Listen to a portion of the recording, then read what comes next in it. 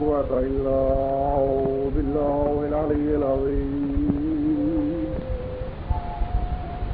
رب اشرح لي صدري ويسر لي أمري واحلل عقدة من لساني يفقهوا قولي واجعل لي من لدنك سلطانا نصيرا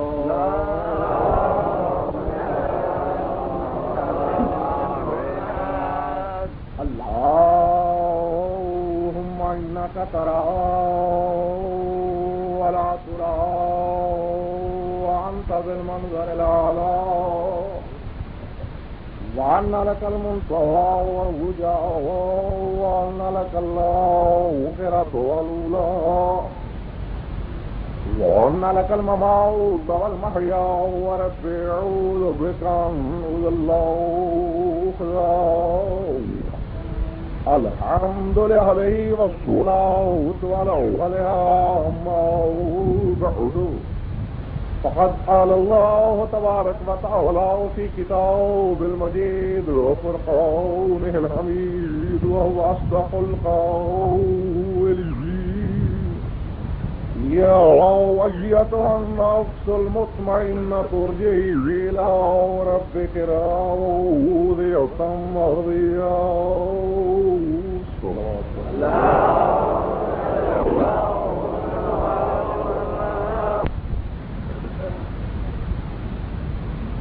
محترم،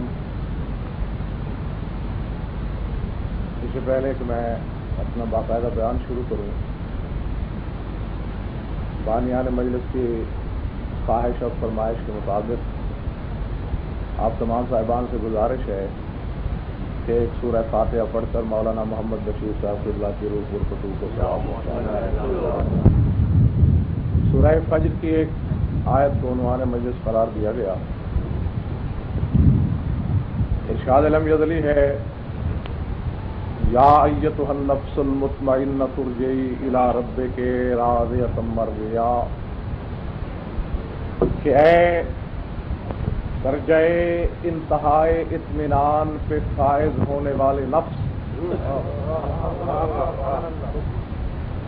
اے غایت طمانیت کا تاج پہننے والی روح، اپنے پروردگار کی طرف لوٹا، اپنے رب کی طرف پلٹا،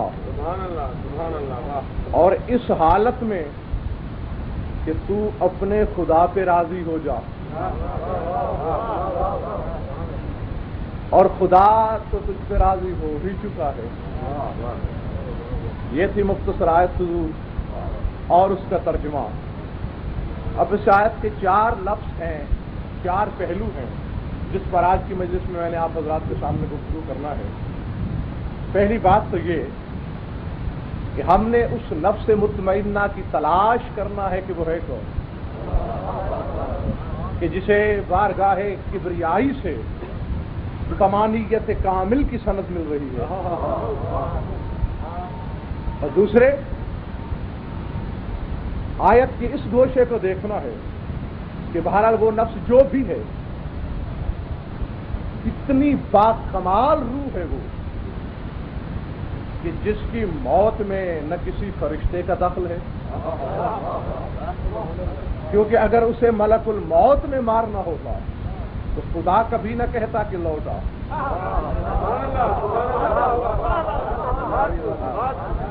خداوند عالم کا یہ کہنا کہ اے روح تو میری طرف رجوع کر، اس نفس مطمئنہ کے مکمل اختیار پر ریاض صاحب دلالت ہے کہ وہ موت کے جبر سے وہ روح نہ مر سکتی تھی، اسی لیے خدا نے مذہب محبت کے تقاضے سے طلب کی کہ میری طرف لوٹا، اور پھر روح کا حیرت ناک کمال جو مجھے مخدوم قبلہ چونکا دیا کرتا ہے وہ یہ ہے کہ آج تک اعظم سے عیسیٰ تک سارے ذی عزت نبی اولوالعزم پیغمبر یہ کوشش کرتے تھے کہ خدا ہم پہ راضی ہو جائے، خدا ہم پہ راضی ہو جائے، لیکن بزم عالمین میں صفحہ کائنات پر وجہ ارض پہ وحید العصر ہے یہ نفس مطمئنہ کہ جسے خدا کہہ رہا ہے کہ تو مجھ پہ راضی ہو جائے۔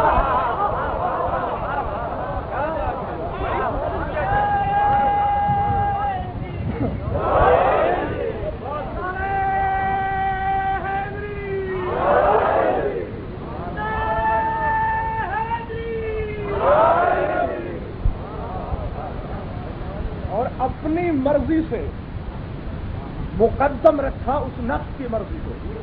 یا ایتھا النفس المطمئنہ ارجعی الی ربک راضیۃ. مرضیہ بعد میں کہا کہ اس حالت میں لوٹا کہ پہلے تو مجھ پہ راضی ہو. کون ہوگا ایسا باکمال کہ وہ سمد بالذات جس کی رضا چاہے, وہ بے نیاز بادشاہ جس کی مرضات کی جستجو کرے, وہ جس کی رضامندی کا متلاشی ہو. کیا بات ہے. اکثریت جانتی ہوگی. ویسے تو 14 ایسے نصوص مطہر ہیں جس آیت کی ذیل میں آتے ہیں. یہ بھی آپ نے سن رکھا ہوگا علماء سے کہ اعتبار ظاہر کے شان نزول کی حیثیت میں یہ آیت سرکار شہادت کے حق میں اتری, والی کربلا کے حق میں. ہاں, اور اگر کسی کے دماغ میں یہ روگ موجود ہو کہ اس نے صرف 14 پہ حصر کیوں قائم کی, حتیٰ کہ کسی نبی تک کو اس میں شامل نہیں کیا, آپ میں دم کم ہے تو آپ شامل کر کے دکھا دیں. میرے دماغ میں بھی قبلہ شک گزرا تھا کہ شاید آدم بھی نفس مطمئنہ ہو, آخر مسجود ملائک ہے, آخر کعبہ خلائق ہے, آخر نوریوں کا مقدم ہے, خلیفۃ اللہ ہے, پہلا خلیفہ ہے خدا کا, شاید وہ نفس مطمئنہ ہو. لیکن جب میں نے اس کی تاریخ قرآن سے پوچھی تو قرآن نے کہا لم نجد لہو عزما, ہم نے آدم میں عزم نہ دیکھا. تو جو اولو العزم کے درجے تک نہیں پہنچا وہ نفس مطمئنہ کہاں سے ہو گیا؟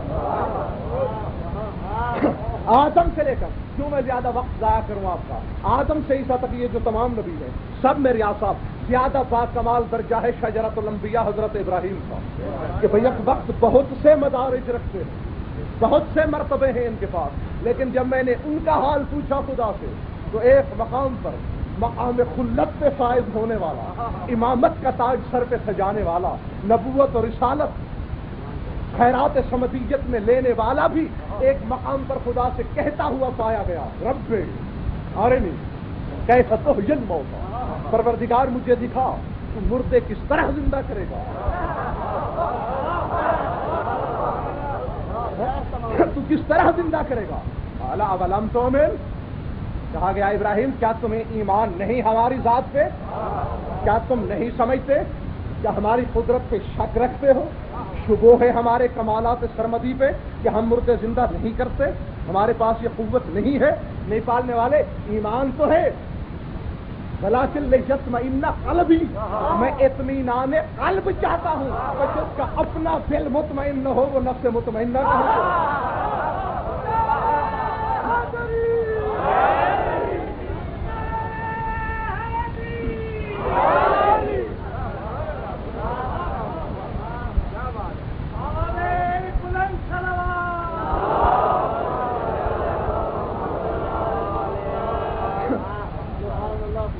نفس مطمئنہ تو ہو سکتا ہے کہ جو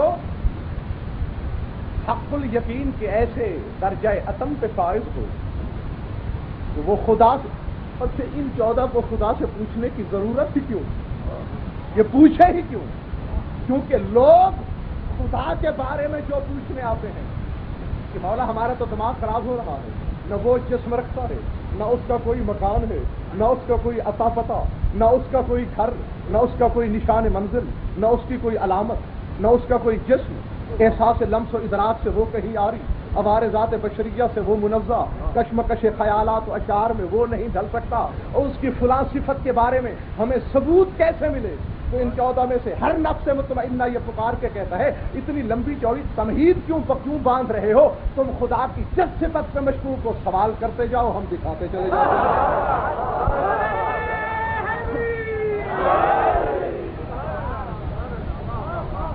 تو خود دکھانے والے ہیں وہ ہو سکتے ہیں بھائی اکبر رضا نفس مطمئنہ. فرش خاک سے بیٹھ کر عبدالعزیز صاحب سے بولا کہہ دینا بہت آسان ہے کہ یہ ہم جیسے ہیں, ہم ان کی مثل ہیں. بھائی میرے امتحان تو دو, پورے تو اترو. ہاں یہ بتاتا چلو یہاں نفس بمانی روح ہے, ہاں تو شاید بعض لوگوں کو یہ مغالطہ ہو کہ روح بس ایک ہی ہے، نفس بس ایک ہی ہے. ایسا نہیں ہے. اور یہی نفس ایک ایسی ذات ہے جس سے نوع کا تعین ہوتا ہے، جس سے آپ نوع کی تشخیص کرتے ہیں کہ اس کا کس نوع سے تعلق ہے. اور اگر آپ کہیں تو یہ بھی میں امام معصوم کے لفظوں میں آپ کو بتاتا چلوں تاکہ بات مزید واضح ہوتی چلی جائے. راوی حدیث ہے جناب کمیل بن زیاد نخی. وہ مقتدر مقام ہے ان کا کہ حامل اسرار امیر المومنین کہلاتے ہیں. آباد کو کہیں حوالہ نہ ڈھونڈتے پھرو، رجال نیشا پوری میں ملے گی آپ کو، علامہ طبرسی کی مجموع البیان میں ملے گی، اور شیخ بہائی علی اللہ مقامہ کی کشکول میں ملے گی. اور سبھی نے لکھا ہے کہ کمیل وہ آدمی ہے جس کے پاس یہ تمغہ عزت ہے کہ ارغفہ علیہ السلام علی جمل، کہ جب کبھی دوسری سواری موجود نہ ہوتی تھی تو جناب امیر المومنین اپنی سواری پہ اپنے ساتھ کمیل کو بٹھایا کرتے تھے. اور اگر آپ کبھی جا کے تنہائی میں سوچیں تو اس سے بڑی عزت کسی صحابی کی نہیں ہو سکتی کہ سلطان عالمین جسے اپنی سواری پہ سوار ہونے کا شرف عطا کرے. اور پھر حامل اسرار، محرم اسرار، محرم راز امیر المومنین. ہاں لیکن یہ بھی کہیں نہ سمجھ لینا کہ کمیل کے سینے میں سبھی راز تھے. نہیں، اس کی اپنی پہنچ کے مطابق، اپنی سکت کے مطابق، اپنی قوت برداشت کے تحت.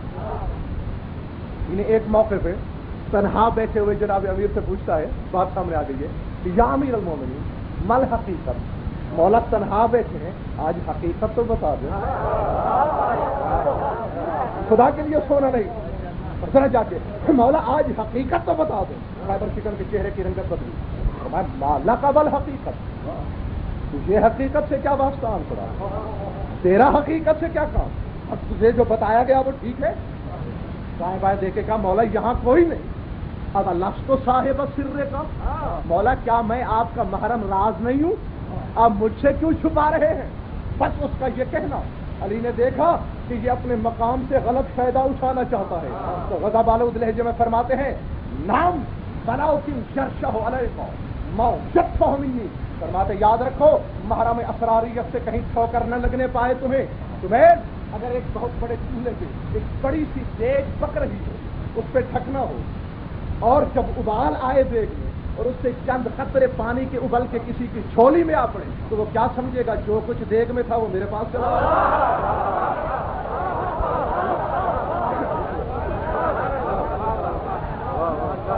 انہوں نے بلا کے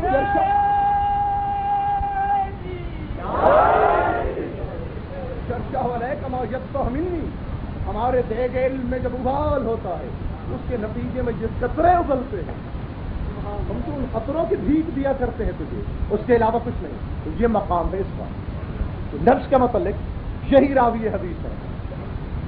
کہتے ہیں سال تو یومن امیر المومنین علیہ السلام یا مولا یا اريد ان تعرفني نفس، کہ ایک دن میں نے مولا امیر کی خدمت میں عرض کی کہ مولا میں چاہتا ہوں آپ مجھے نفس کا تعارف کرائیں کہ نفس کس حقیقت کا نام ہے، کسے کہتے ہیں.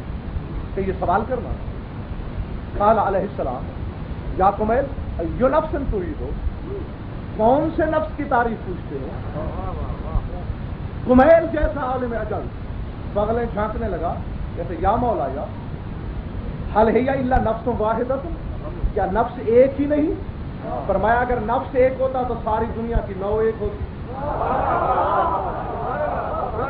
اگر نفس ایک ہوتا تو تفاوت کیوں ہوتا؟ انما هي اربع. فرماتے ہیں نفس چار ہیں. توجہ دوستو، مسلمان کے ارباب دانش مولا کون سے؟ فرماتے ہیں نامیت نباتیت بحثیت حیوانیت بناسخۃ قدسیت وکلیت الہیت. ایک نفس نامیہ نباتیہ ہے، ایک نفس حصیہ حیوانیہ ہے، ایک نفس ناطقہ قدسیہ ہے، ایک نفس کلیہ الہیہ ہے. اب تاریخ بتا رہے ہیں چاروں نفس کی، اور دل پہ لکھتے چلے جاؤ، نو کے مسئلے کے حافظ ہو جاؤ گے. فرماتے امنا فلکل واحد من هذه خمس قوا وخاصتان. اور فرماتے ہر نفس کے پاس 5 طاقتیں ہیں اور دو خاصیتیں ہیں. اب تعریف ہو رہی ہے. اما النامیۃ النباتیہ لہا خمس قوا ماسکۃ وجاذبۃ وحازمۃ ودافعۃ ومربیۃ فلہا خاصتان الزیادۃ والنقصان. فرماتے نفس نامیہ نباتیہ کیا ہے؟ ان جو نباتات میں موجود ہے اس میں 5 طاقتیں ہیں. روکنے والی قوت، جذب کرنے والی قوت، دفع کرنے والی قوت، قوت ہاضمہ اور تربیت دینے والی قوت. اور اس میں خاصیت 2 ہے، کمی اور زیادتی، بڑھنا اور گھٹنا. اس میں یہ 2 رسول موجود ہے. سمجھ میں آ رہی ہے نا بات؟ فرماتے ہیں اما حسیۃ حیوانیۃ لہا خمس قوا وخاصتان. اور حصیہ حیوانیہ کے بھی اسی طرح 5 طاقتیں ہیں اور 2 خاصیتیں ہیں. 5 طاقتیں کون سی ہیں اس نفس کے پاس؟ اور ہاں میں فکرہ بھول رہا تھا، نفس نامیہ نباتیہ کے بارے میں فرماتے ہیں کہ انبعاثها من القبض وهي اشبه الاشیاء بنفس الحیوان. کہ نفس نامیہ جو ہے وہ نفس حیوان کے عین مشابہ ہے. اب نفس حصیہ حیوانیہ کیا ہے؟ اور اس کی 5 طاقتیں ہیں، سمع وبصر وذوق وشم ولمس. قوت سامعہ، قوت باصرہ، قوت ذائقہ، قوت شامہ اور قوت لامسہ. یہ 5 طاقتیں مولا فرماتے ہیں اس نفس میں موجود ہیں. اور خاصے کیا ہیں؟ الرضا والغضب، راضی ہو جانا، غضبناک ہو جانا، یہ اس نفس کا خاصہ ہے. وَإِمَّا نَاطِقَةٌ قُدْسِيَّةٌ. اور نفس ناطقہ قدسیہ کیا ہے؟ لہا خمس قوا. فرماتے ہیں اس کی بھی 5 طاقتیں ہیں، فکر وذکر وعلم وحلم ونباہت.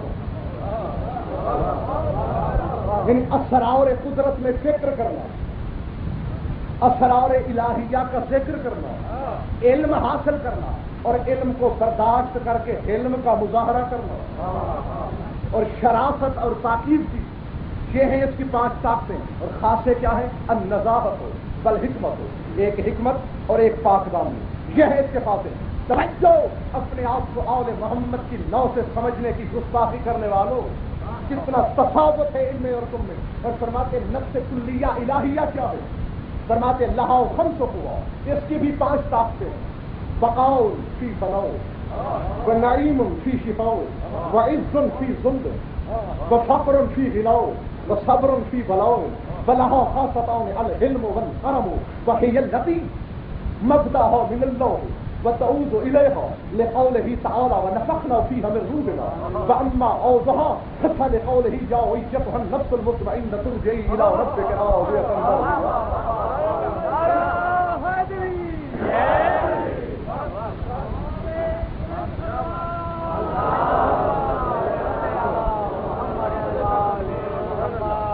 اس کی 5 طاقتیں کیا ہے؟ خدا کے لیے جاگ کے میرے مہربان دوستوں، بزرگوں، بھائی اور عزیزوں، فرماتے فعال فی فناء. جس کے پاس نفس کلیہ الہیہ ہوگا، چاہے تمہاری نظروں میں وہ فانی ہو لیکن وہ فانی ہو ہی نہیں سکتا، اس کے پاس بقا ہی بقا. بقاء فی فناء، چاہے ظاہر فنا ہو رہی ہو لیکن ہوگا وہ باقی، کیونکہ وہ ملک بقا کا حکمران ہے، وہ ملک بقا کا تاجدار ہے. یاد ہوگا ریاض صاحب آپ موجود تھے قصبہ مڈل کی مجلس میں پچھلے مہینے. میں نے بتایا تھا کہ جب ملک سلیمان بن داؤد کا تذکرہ ہوا جناب محمد عربی کے سامنے تو صحابہ دل میں سوچنے لگے کہ اسے پر ہوئے زمین کی حکومت ہوئی، وہ ہواؤں کا دیوتا، وہ جن و انس کا حکمران، پرندے اپنے شہپر سے صاحبان تن کے اسے چلاتے تھے اور یہ کہتا ہے کہ میں اس سے افضل ہوں اور ایسی شاہی تو نہیں. فوراً رابطہ ہوا کہ آؤ طے تو ہوں ملکن فاضیا باؤ طے تو کا ملکن باقیہ. میرے حبیب میں نے سلیمان کو ملک فنا کا حاکم بنایا، تجھے میں نے ملک بقا کی حکومت.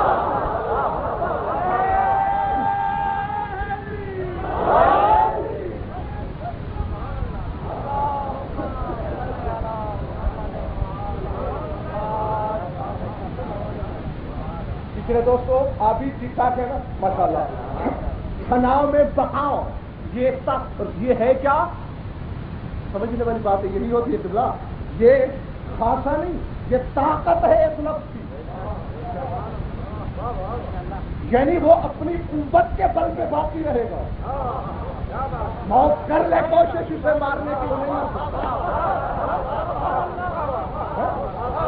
یعنی یہ طاقت ہے، جیسا کہ نفس نامیہ نباتیہ کی طاقت ہے بڑھنا، کوئی لاکھ روکنے کی کوشش کرے، آپ نے دیکھا ہوگا پتھروں کے جگر چیر کے بھی نباتات نکل آتے ہیں، کیونکہ اس کے پاس طاقت یہی ہے۔ اور نفس کلیہ الہیہ کی طاقت کیا ہے؟ بقاؤن فی فنا ہے، کہ فنا کے باوجود وہ باقی رہے گا۔ لاکھ سر مارے موت وہ نہیں مر سکتا۔ وہ نعیم فی شفا، شفا کی حالت میں نعمت ہے، یہ اس کی طاقت ہے۔ جس کے پاس نعمتوں کی طاقت ہے، اگر کوئی نعمت غضنفر اس سے مانگ لے تو کفر کیسا، شرک کیسا؟ یعنی تم غضنفر کو، ایک عام دنیاوی آدمی کو کیوں بلا کے یہاں بٹھاتے ہو؟ کیوں؟ اس لیے کہ آپ کو توقع ہے کہ اس کے پاس 4 حرف علم کے ہیں، تو جو چیز آپ نے میرے پاس مانی اسے لینے کے لیے آپ نے مجھے بلایا، آپ تو غالی نہ ہوئے۔ اور اگر کوئی آپ کو کہے تو آپ کہیں گے بھائی اس میں غلو کیسا، اس کے پاس علم ہے، ہم اس سے علم لیتے ہیں، تو جس کے پاس نعمتیں ہیں اس سے نعمت لینا کون سا غلو؟ بقا فنا میں، نعمتیں شفا میں، عزت فی ذل، کہ دنیا چاہے بظاہر اسے عالم ذلت میں دیکھے لیکن عزت اس کی طاقت ہے، اسے کوئی معاذ اللہ ذلیل کرنے والا ہے ہی نہیں۔ وہ فقر فی غنا، باطن میں غنی ہوتا ہے یہ نفس، مولا فرما رہے ہیں کمیل سے، اور ظاہر میں فقیر۔ وہ صبر فی بلاؤ، اور ہر قسم کی مصیبت پہ صبر کرنا، یہ بھی اس نفس کی طاقت ہے۔ اور خاصہ اس کا کیا ہے؟ الحلم والکرم، جس کے پاس یہ نفس ہو وہ حلیم بھی ہوتا ہے، وہ اللہ کی طرح کریم بھی ہوتا ہے۔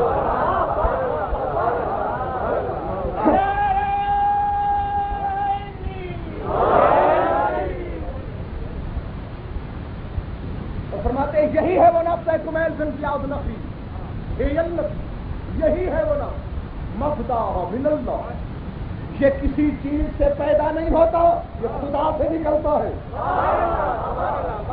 اس کا مبدا ذات وحدت ہے، اس کا منبع اور مصدر ذات کبریائی ہے، وتعود الیہ، اور لوٹ کے بھی اسی میں جاتا ہے۔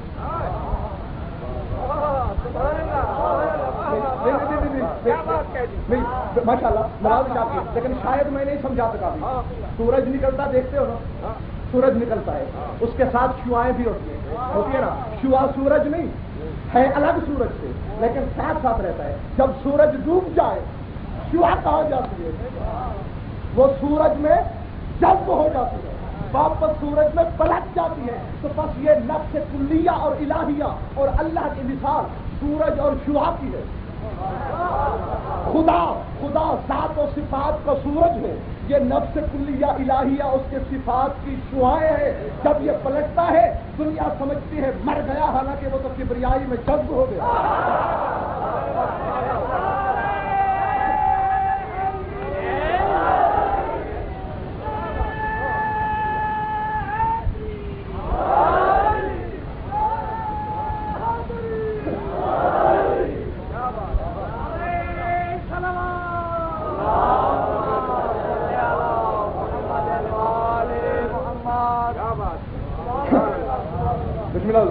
مولا دلیل دیتے ہیں آپ دلیل کا قرآن کی دعائیں سے پڑھ رہا ہے کہ اس کا مبدا بھی خدا، اس کا مقام عود بھی اللہ۔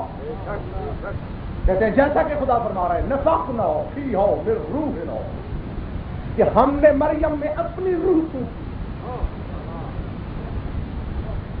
اور سمجھ لو ابھی تک یہ عیسیٰ کی سطح پہ بات ہو رہی ہے، علی کی سطح اس سے کہیں آگے ہے، بہت اونچی ہے، وہ بھی بتاتا ہوں، کیونکہ یہ تو آپ جانتے ہیں نا عادت رہی ہے میرے مولا کی، بلکہ تمام ائمہ خدا کی، تمام ہادیان برحق کی، کہ جتنا سائل کا ذرا یا جتنا مصلحت وقت متقاضی ویسا ہی جواب دیا کرتے تھے کہ اللہ فرما رہا ہے ہم نے اپنی روح پھونکی۔ اب اللہ کی روح کہاں سے آئی؟ کیونکہ یہ نفس کلیہ الہیہ نکلتا وحدت سے، اس لیے خدا اپنی روح کہہ رہا ہے، اور رہ گیا اس کا پلٹنا بھی خدا کی جانب ہے۔ تو مولا فرماتے سورہ فجر کی ہے کہ خدا فرما رہا ہے اے نفس مطمئنہ ہماری طرف لوٹا، تو جس کا لوٹنا خدا کی طرف سے ہے، کیا مطلب؟ خدا اس سے باتیں کرنا چاہتا ہے؟ نہیں، ہر شے کل شے شارفیو الاؤ اصل ہی، یہ اصول ہے کہ ہر شے اپنی اصل کی جانب۔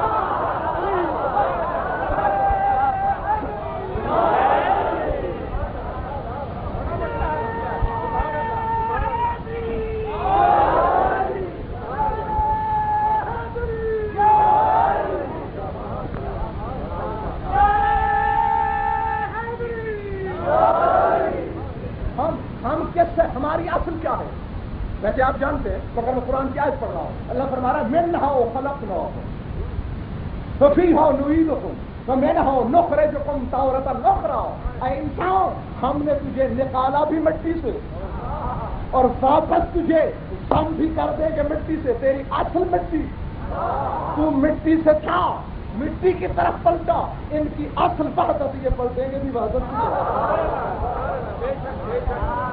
سبحان اللہ سبحان اللہ۔ او بھائی میرے، کہیں غلطی نہ کرنا، کسی کے دھوکے میں آنا، جتنا مٹی اور وحدت میں فرق ہے اتنا تو میری اور ان کی نو میں فرق ہے۔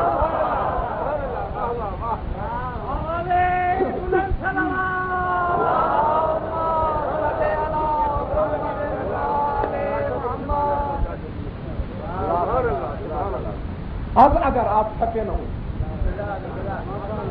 تو یہ تو یہاں ایک جتنی مصلحت نے مولا کو اجازت دی وہ اپنے مصلحت کو خود بہتر سمجھتے ہیں، اس کے مطابق نفس کی تعریف کی۔ بالکل یہی سوال یہی ہوا ہے، سائل بدلا، جگہ بدلی، مصلحت امام بدلی، تو جواب بھی بدلتا گیا۔ اگر حکم ہو تو سنا دوں۔ ان اعرابی سال امیر المومنین علیہ السلام عن النفس قال ای نفس تسأل عنه فقال یا مولا یا امیر المومنین هل النفس انفس عبیدۃ؟ قال نعم انما هي اربع، نامية نباتية وحسية حيوانية وناطقة قدسية وكلية ملكوتية إلهية۔ فقال يا مولاي من نامية نباتية؟ قال قوة أصلها الطبائع الأربع ومقرها القلب، قوة أصلها الطبائع الأربع سبب فراقها اختلاف المتولدات فإذا فارقت عادت إلى ما منه بدأت عودا ممازجة لا عودا مجاورة۔ فقال يا مولاي ما النفس الحيوانية؟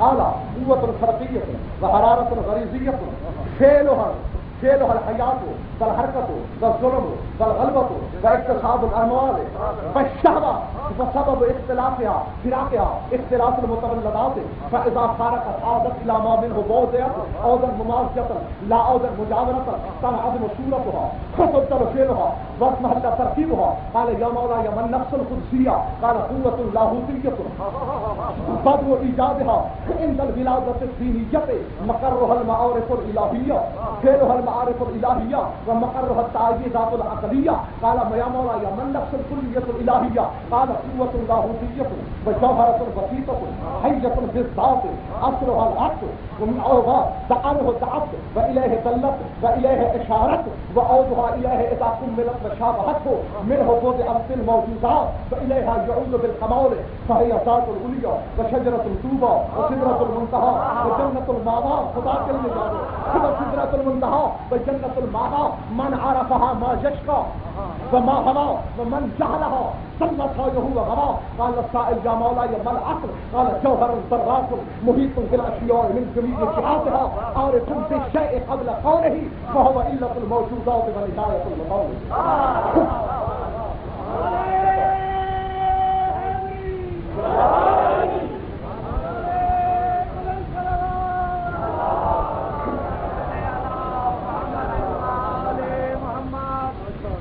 آؤ بسم اللہ، اور تمہیں تحقیق کی ایسی چابیاں دوں کہ اسرار کے خود خود کھلتے ہیں۔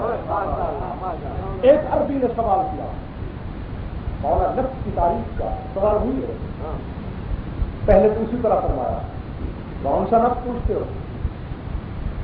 اعلیٰ یا مولا یا حل نفس انفس عزیزت، کیا مولا بہت سے نفوس ہے؟ فرمایا کیا ہے؟ اسی طرح نامیہ نباتیہ حسیہ حیوانیہ ناطقہ قدسیہ اور کلیہ ملکوتیہ الہیہ۔ سائل نے پوچھا مولا نامیہ نباتیہ کیا ہے؟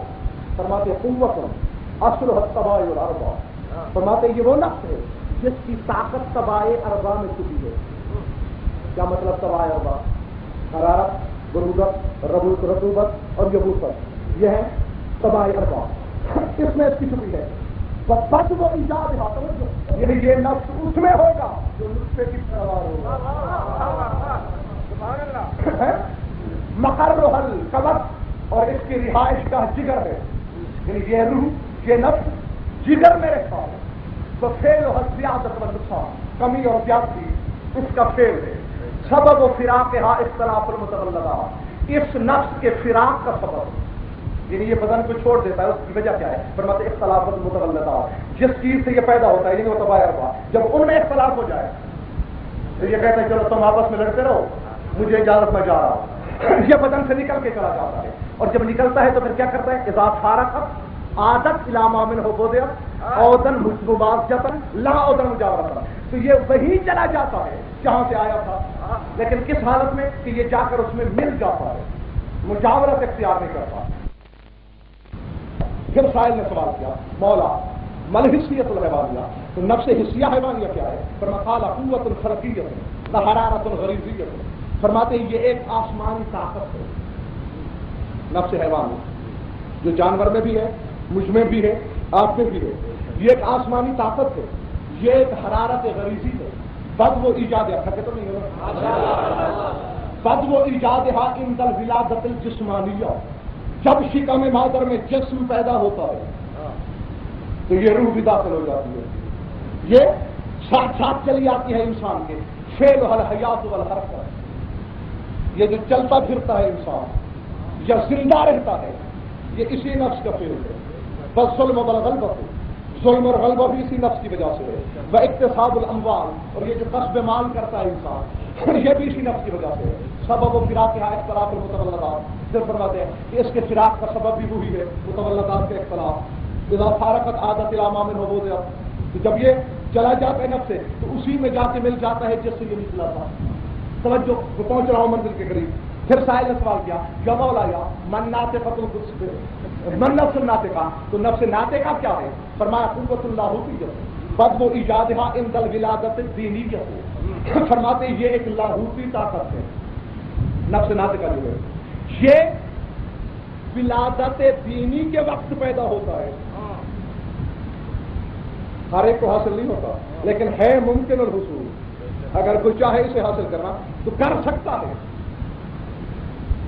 مقرہ العلوم الحقیقیہ، اس کا گھر علوم حقیقی ہے،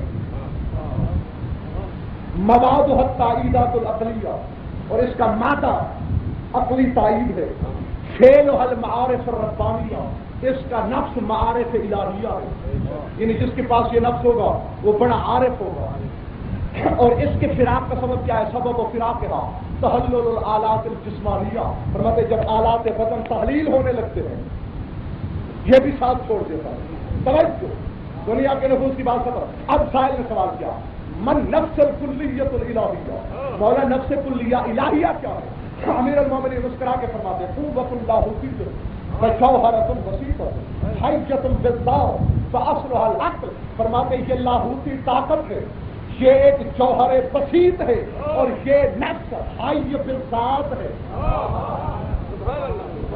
حی بالحیات نہیں،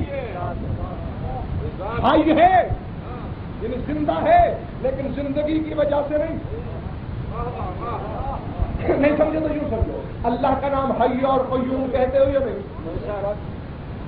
اللہ لا الہ الا هو الحی القیوم، خدا حی ہے زندہ ہے، کیا مطلب؟ جب زندگی نہ تھی پھر خدا مردہ تھا، پھر تو زندگی کا محتاج ہو گیا، اللہ کی زندگی نے خدا کو زندہ کیا نہیں، وہ زندگی سے پہلے زندہ تھا، اسی لیے اللہ کو حی بالذات کہا جاتا ہے، حی بالحیات نہیں۔ اور مولا فرماتے وہ نفس بھی، نتیجہ بعد میں نکالتا ہوں، پہلے ترجمہ ذرا دماغ میں محسوس کریں، وہ نفس حی بالذات ہے، بس یعنی جب تک وہ اس کی ذات ہے اس کا جینا زندگی کی خیرات نہیں، بس اس کی ذات میں ہی زندگی شامل ہے، وہ اصلھا العقل، اور یہ نفس نکلا ہے عقل سے، اسی سے ایجاد ہوتا ہے، فَأَنْهُ الدَّعَتْ، اور عقل کی طرف بلاتا ہے، فَإِلَيْهِ دَلَّتْ فَأَشَارَتْ، اور عقل ہی پر دلیل ہے، وَإِذَا كُمِّلَتْ بِشَابَهُ، اور اسی میں جا کے مل جاتا ہے جب اپنا کام مکمل کر لیتا ہے۔ اور فرماتے ہیں اے عربی اس نفس کا یہ کمال ہے کہ منہ بودعت الموجودات، جتنی موجودات ہیں دنیا میں وہ اسی نفس سے نکلی، اسی میں جا کے ملے گی۔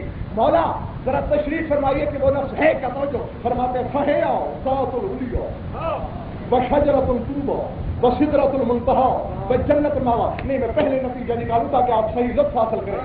یہاں عقل سے مراد محمد کی ذات، اور یہ نفس کلیہ الہیہ سے مراد خود جناب امیر المومنین کی ذات، کیونکہ پہلے عقل تھا. اول ما خلق اللہ العقل، سب سے پہلے اللہ نے عقل کو پیدا کیا. تو یہ عقل اول ہے ذات محمدی. پھر عقل تھا، ایک کا دو کیا، یعنی اسی سے علی پیدا ہو گئے. تو فرما رہے نفس کلیہ سے مراد علی اپنی ذات لے رہے ہیں، اور عقل سے مراد ذات نبوی لے رہے ہیں. تو پھر سمجھنے کی کوشش کیجیے. فرماتے ہیں جو میں ہوں، میں تم جیسا نہیں، میں تو لاہوتی طاقت ہوں، میں تو جوہر بسیط ہوں، میں حی بالحیات نہیں، میں تو حی بالذات ہوں. میں مواد دنیا سے نہیں، میں موالید ثلاثہ سے نہیں، میں عناصر اربع سے نہیں، میں جواہر کسبی و عطائی سے نہیں، بلکہ میں تو عقل سے براہ راست برآمد ہوا ہوں. اسی کی طرف بلاتا ہوں، محمد کے دین کی دعوت دیتا ہوں، محمد پر دلیل ہوں، اللہ کے کام کر کے اسی کے پیچھے چلتا ہوں تاکہ دنیا سمجھے محمد حق، کہ جو اللہ والے کام کر رہا ہے اور پھر محمد کے پیچھے چلتا ہے. اگر محمد میں بھی کوئی طاقت ہے اور مجھے سے موجودات نکلے. فرماتے ہیں وہی نفس ناطقہ کلیہ الہیہ تو ہے جسے ذات رلیہ کہا گیا ہے، یہی تو ہے جسے شجرہ طوبہ کہا گیا ہے، اور یہی تو ہے توجہ کاغذی فساد کے لکیر کے فقیر بن کے ٹامکٹویاں مارنے کا نام تحقیق نہیں. تحقیق تو عطا الہی ہے جو آل محمد کو مسجود علم سمجھ کر اس کی دہلیز علم کے سجدہ ریزی کے بعد حاصل ہوتی ہے. فرماتے ہیں اور وہ سدرۃ المنتہی میں ہوں. تم نے ایک بیری کا درخت سمجھ لیا، وہ جبریل کا یہی مقام ہے کہ وہ ایک بیری کے درخت کے آگے نہیں جاتا، وہ میری ذات ہے جس میں جھانکنے سے اس کے پر جلنے لگتے ہیں.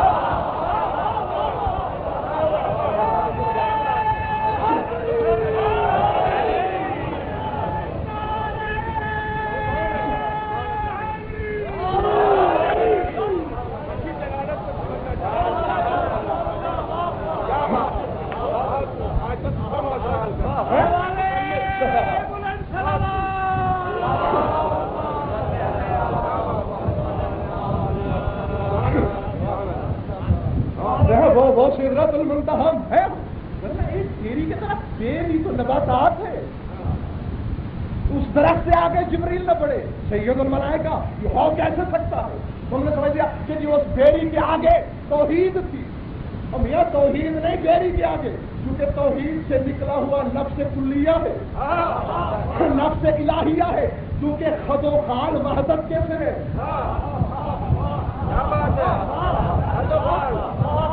دور سے غضن فر کی قد و قامت صورت و سیرت سے ملتا جلتا کوئی آدمی دور سے دکھائی دے، چاہے وہ غضن فر نہ ہو، آپ کے بھولنے کا امکان بہرحال ہے. صورت ملتی جلتی ہے، پیکر ملتا جلتا ہے. مولا فرماتے ہیں چونکہ اس نفس کے خد و خال کبریائی میں پیکر الوہی ہے، اس لیے شبہ گزرنے لگتا ہے کہ یہ خدا ہے. تو بس محمد عربی سے جبریل اسی لیے کہتا ہے کہ لو بنو تو انمولت اللہ تعالیٰ تو کہ میں اگر ذات علوی کی حقیقت کو سمجھنے کے لیے ناخن کے برابر آگے بڑھوں تو چل جاؤں گا، اور محمد چلے آتے ہیں اس لیے کہ انا علی من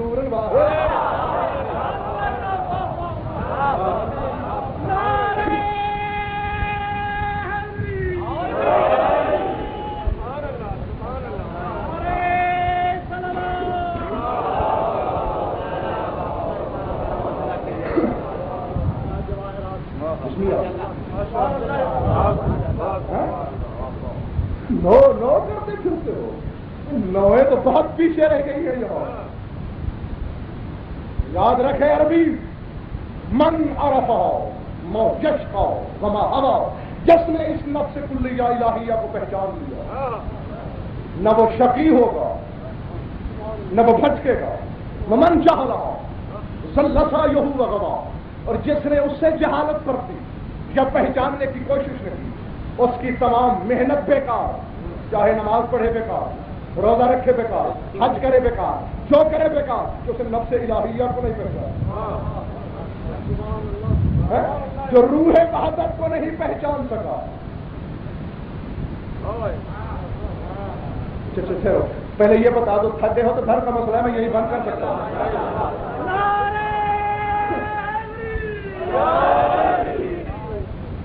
اچھا یہ جو ریاض صاحب ابراہیم صاحب ہم نے ادھر فضائل بھائی پردہ پڑھے نہیں تھے اور فوراً آواز توحید رکھنی۔ میں نے برسوں رات بھی عرض کیا تھا بھائی بردا کی کوٹھی پہ کہ ایسی توحید مانتے ہی کیوں ہو جو مخلوق سے شکست کھا جائے۔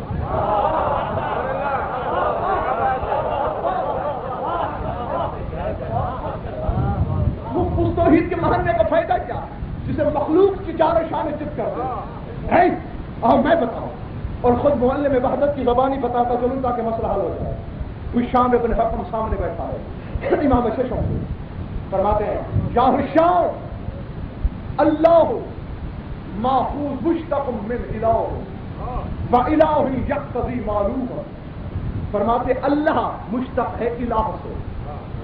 توحید سمجھا رہے امام، خدا کے لیے اگر اس کو سمجھ لو تو زندگی بھر نہ توحید سے بھٹکو گے اور جو خالق اور مخلوق کے درمیان جو حد ہے وہ بھی قائم رہے گی، اور میرا دعویٰ ہے کبھی علی کو خدا نہیں کہنے پاؤ گے، ہاں بلکہ جتنا علی کے فضائل دیکھتے جاؤ گے علی کا فرمان سامنے رہے گا کہ ہمیں اللہ نہیں کہنا۔ فرماتے اللہ نکلا ہے الہ سے، اور الہ تقاضا کرتا ہے معلوم کا۔ سمجھ میں آ رہی بات؟ الہ یقتضی معلوم ہے، اور الہ چاہتا ہے معلوم کو۔ یاد رکھے حشام من عبد الاسم دون المعنى فقد کفر ولم یعبد شیئا، فرماتے جس نے لفظ اللہ کے اسم کی عبادت کی اس نے کفر کیا، اور گویا اس نے کوئی عبادت ہی نہیں کی۔ ومن عبد الاسم والمعنى اشرک باللہ وعبد اسمہ، اور جس نے اسم اور معنی دونوں کی عبادت کی وہ مشرک ہے کہ وہ دو کا پجاری ہے، معنی کو بھی پوچھ رہا ہے اور اسم یعنی نام کو بھی پوچھ رہا ہے۔ ومن عبد المعنى دون الاسم فذلک التوحید، جس نے معنی کی عبادت کی فرماتے وہ ہے موحد، یہی ہے توحید۔ دیکھیں تو مولا آگے دلیل دے رہے ہیں، فرماتے وللہ تسعۃ وتسعون اسما، اللہ کے تو 99 نام ہیں۔ ولو کان الاسم هو المسمى کان لکل اسم الہ، فرماتے اگر اسم اور مسمى ایک ہوں تو پھر تو 99 خدا ماننے پڑیں گے، کیونکہ جتنے نام ہیں اتنے خدا ماننے پڑیں گے، لہذا نام اسم مسمى نہیں، اسم اور ہے معنی اور ہے، لہذا اب ہم کہتے ہیں علی اللہ کی بخشی ہوئی طاقت سے توجہ خالق ہے، تم کہتے ہو یہ تو اللہ ہے، اور مولا فرماتے جس نے اسم کو پوجا وہ کافر، اللہ کے بعد تم نے خالق کو بھی اللہ کہا تو دو اللہ ہو گئے۔ نہیں سمجھ والی بات؟ میں نے کہا علی رازق ہے، تم نے کہا یہ اللہ ہے، 3 اللہ ہو گئے۔ نہیں سمجھ میں آ رہی بات؟ تو مولا فرماتے اسماء تو صرف اسماء ہے، اسی لیے ان کا فرمان ہے نا کہ نحن الاسماء اللہ الحسنى، ہم اللہ کے اسماء ہیں، ہمیں کہو خالق، ہمیں کہو رازق، ہمیں کہو محیی، ہمیں کہو ممیت، ہمیں کہو علی، ہمیں کہو سمیع بصیر، کیوں؟ ہم 14 ہیں، ہمارے 14 پیکر ہیں، اور وہ تو واحد ہے، وہ وحدت کا معنی ہے، اس کو تم کیا سمجھو گے؟ اسے تو ہم سمجھتے ہیں۔ اسی لیے ہمارا فرما رہے ہیں اس عربی سے کہ جس نے اس نفس کلیہ الہیہ کو پہچانا نہ وہ شقی ہوا نہ اسے کہیں ٹھوکر لگی، بس یا تو آئندہ 99 خدا مانو، ورنہ یہ جو 99 اسماء ہیں تو پھر یہ آل محمد کو مانو، اسے صرف اللہ مانو۔ سمجھ میں آ رہی ہے میری بات؟ تو توحید کے لفظ کی پوجا کر رہی ہے دنیا، خدا کی قسم توحید کے معنی تک تو کسی نے جھانکنے کی کوشش نہیں کی، اور اگر دل دھڑکنے نہ پائیں تو یہ امام چہارم کا فرمان ہے کہ توحید بھی لفظ ہے، ایک لفظ ہوتا ہے، ایک معنی ہوتا ہے، لفظ بیان ہے، ایک معنی ہے، بیان کیا ہے؟ بیان تشہد اللہ الہ الا اللہ وحدہ لا شریک لہ، فرماتے بیان یہ ہے کہ تو گواہی دے کہ وہ واحد ہے اور اس کا کوئی شریک نہیں، اور رہ گیا معنی توحید کا. معنی کیا ہے؟ فرماتے عمل معنی بنحل معنی ہو، اور توحید کے معنی ہم 14 ہیں. میاری بات تو جس طرف سے بھی گزرو گے صفات سے تو جھکنا انہی کے دروازے سے پڑے گا. صلوات پڑھ لیجیے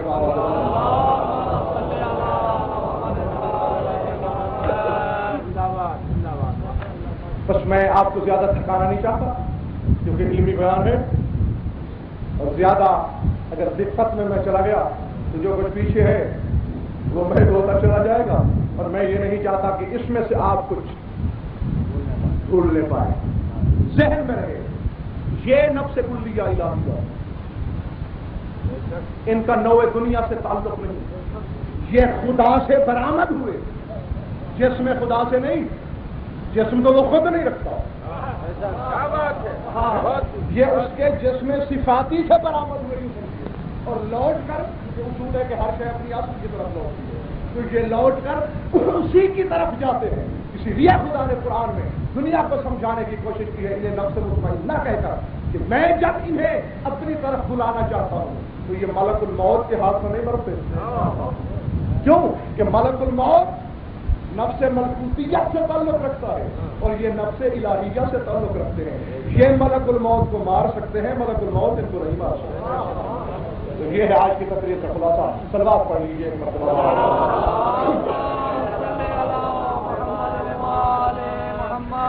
ہاں کل رات بھی مجھے حکم دیا گیا تھا اور میں بھول گیا تھا. پرسوں رات یعنی 21 اور 22 کی درمیانی شب عبدالجلیل شاہ صاحب قبلہ کی کوٹھی جو بڑی تھی تو مصیبت کی بجائے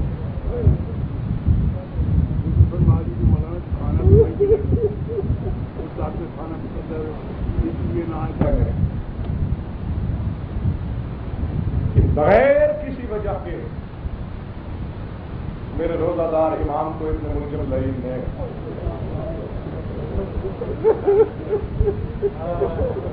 اللہ اکبر عین حالت نماز میں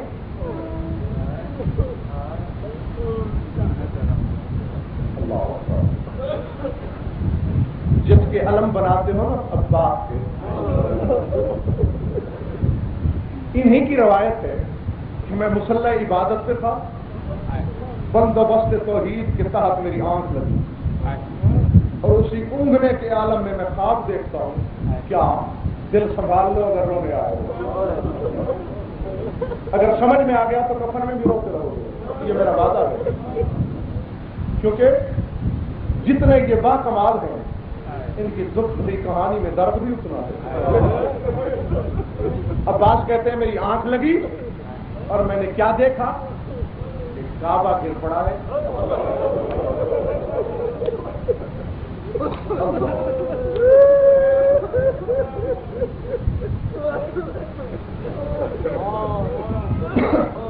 آسمان سے سفید رنگ کے کبوتر ہیں جو اترتے ہیں، کعبے کی مٹی سے اپنے پروں کو آلودہ کرتے ہیں، پھر آسمان کی طرف اٹھتے ہیں نا تو دردناک آواز میں ان کے منہ سے نکلتا ہے الا ان امیر المومنین قد قتل. زمانے والوں امیر المومنین مارے گئے. جناب ابو الفضل عباس کی روایت ہے اسی عالم میں عباس کو کندھے سے پکڑ کے جھنجھوڑا گیا. سڑک کی آنکھ کھلی تو سامنے زینب کھڑی ہے. میں نے رات بتایا تھا کہ بڑا مان تھا علی کی بیٹی کو عباس.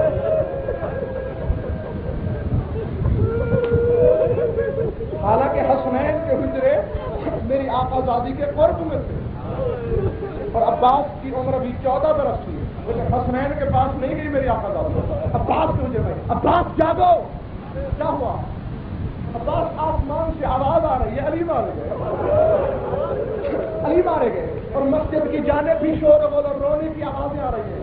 عباس جا کے دیکھو ننگے پاؤں، ایک ہاتھ میں تلوار لیے پاؤں، نالین سے پہ پانی کی. 14 برس کی عمر سے پہلے بھی زمین پہ دوڑتے تھے تو زمین کاپتی تھی. دوڑتے ہوئے جا رہے ہیں، دہلیز در میں پہنچ رہے تھے کہ پیچھے دامن ابا کو کھینچا گیا. مڑ کے دیکھا تو پھر زینب. مجھ سے دادی کیا بات ہے؟ عباس میرے بابا کی اطلاع مجھے جلدی دینا ورنہ میں مسجد میں چل جاؤں.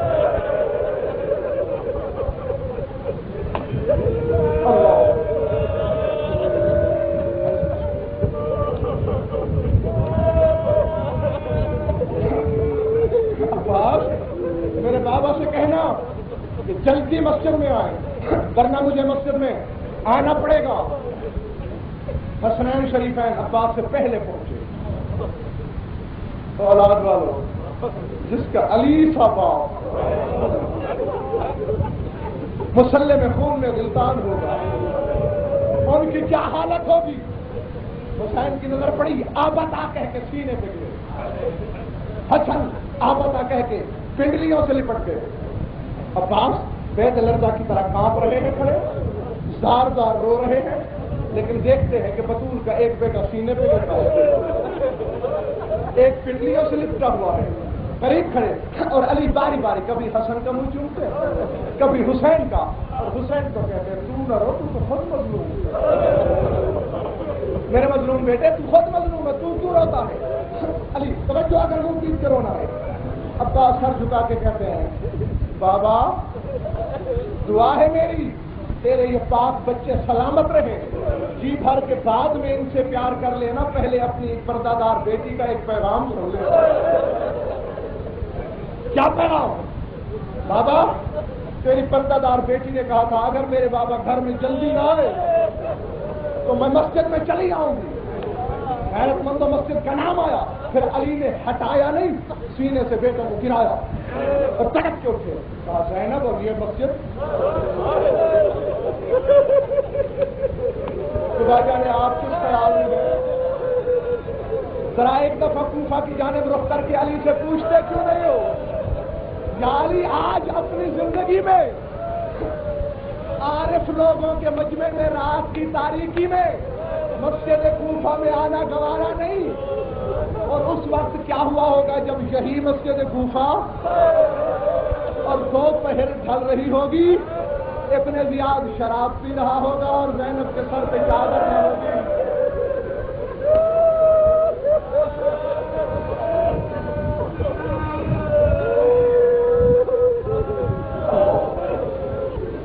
العظمت للہ۔ بس بھائی ختم کرو آخری لفظ، جب سنا اپنی بیٹی کا پیغام، خدا تمہیں اس غم کے سوا کسی غم میں اشتبار نہ کرے۔ علی نے کہا حسن بیٹے جلدی کرو، کہیں میری ذی عزت بیٹی نکل نہ پڑے، کمبل بچھاؤ، مجھے کمبل پہ لٹا دو، میرے چاروں بیٹے کمبل کے چاروں کونے پکڑ کر مجھے جلدی سے گھر میں لے چلو۔ اب میری زبان میں تو اتنا جگر ہے نہیں، تصور کر سکتے ہو تو کر لو کہ جب کمبل میں اور کمبل سے خون کی دھاریں زمین پہ بہتی چلی آ رہی ہیں، اور جب اسی عالم میں دہلیز میں آئے ہوں گے علی وہاں جہاں زینب پہلے کھڑی، تو قیامت المصائب پہ نہ گزری ہوگی، آپ بتا کے گری۔ علی کو پلنگ پہ لٹایا گیا، امو پیٹ کرونا ہے تو بس آخری لفظ، عالم چاہے زندگی میں پہلی بار کہ اس نے جی بھر کے باپ کا چہرہ تک نہیں دیکھا، تو بابا میں سمجھ گئی ہوں جو اجڑنا تھا وہ تو میں اجڑ چکا، زندگی بھر میں نے جی بھر کے تیرا چہرہ نہیں دیکھا، جی بھر کے منہ بھی چوموں گی۔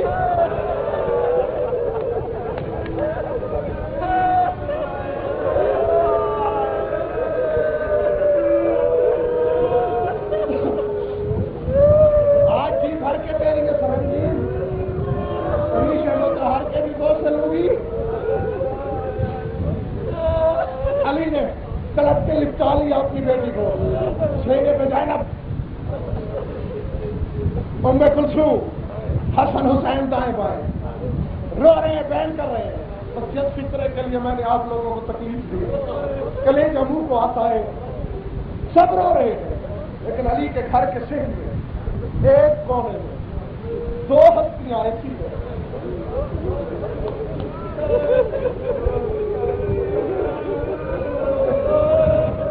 مجھے پڑھا نہیں جا رہا، دعا کرو تو میں فکر کہہ سکوں۔ دو شخصیتیں ایسی ہیں جو دور ایک کونے میں کھڑی ہیں، کتنا بتا دوں، ایک مرد ہے ایک عورت دور کھڑے، وہ جو مستور ہے مرد سے کہتی ہے بھیا عباس، وہ تو بطول زادے ہیں جو بابا کے سینے چل کر کے رو رہے ہیں، عباس یتیم تو ہم بھی ہو رہے ہیں۔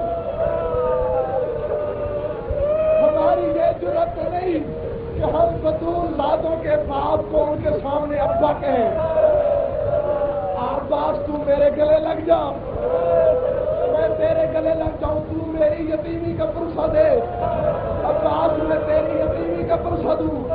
رقیہ اور عباس کا ملتان والے گلے لگنا تھا، ادھر زمین ہلی، جناب زینب کی نظر پڑی، منہ پیٹ کے کہا رقیہ بہن تم دور کیوں کھڑی رو رہی ہو؟